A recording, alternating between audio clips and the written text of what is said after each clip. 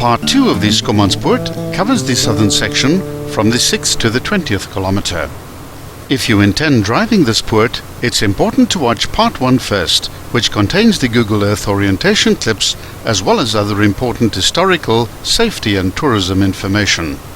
Once you've crossed the second bridge, you enter the more serious section of the poort, which contains another 22 bends, corners and curves, 2 of which exceed 100 degrees.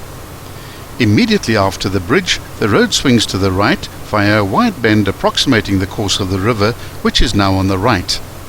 The mountains tower up on both sides of the road, reaching a height of over 200 meters higher than the road. The cuttings through this section are close to being near vertical, which is a sure indicator of just how hard and stable the rock face is. Over the next 2 kilometers, the guest farms pop up virtually around every corner, offering a wide variety of accommodation, restaurants, camping and entertainment. Be extremely careful at the third guest farm, called the Old Mill, where the road turns very sharply to the left at the 10.8 kilometer mark. This guest farm also offers some challenging 4x4 routes on the mountain that dominates the western side of the poort.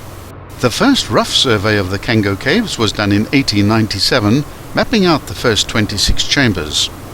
In 1956, a second survey indicated that the caves were 775 meters long in a single line and that they never rose nor fell more than 16 meters. These were called Kango 1. The nearest point to the surface in the caves is at the top of the shaft in the Devil's Kitchen, 52.6 meters from the floor. In 1972, 3 cavers widened an obstructed passage to discover Kango 2. It stretches 270 meters beyond the end of Devil's Kitchen. At the end of Kango 2, there's a shaft that descends 20 meters to a chamber that's filled with water. This water flowed in the direction of Kango 1. In August 1975, an exploration team led by Floris Koper drained the chamber of most of its water and crawled through what was previously an underwater passage. This led to the discovery of more caves called Kango 3. Altogether, these caves are about 1,000 meters long, and the biggest of the chambers stretches about 300 meters. Tours are conducted at regular intervals on most days. There's a standard tour which takes an hour, and an adventure tour which takes 1.5 hours. The adventure tour consists of crawling through narrow passages and climbing up steep rock formations guided by small lights. It's not recommended for anyone suffering from claustrophobia. This is the real heart of Schoemanspoort, where the mountains start falling away from the road after the 11.7 kilometer point, where the scenery changes into more farmland and orchards.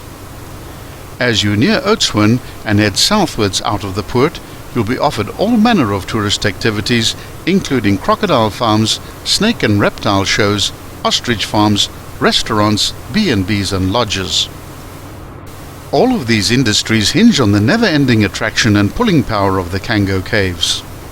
The poort ends at the small farming settlement of Schoemanshoek, just north of Oudtshoorn, but be very careful here of pedestrians and children. Continue for a further 7 kilometers to reach Oudtshoorn.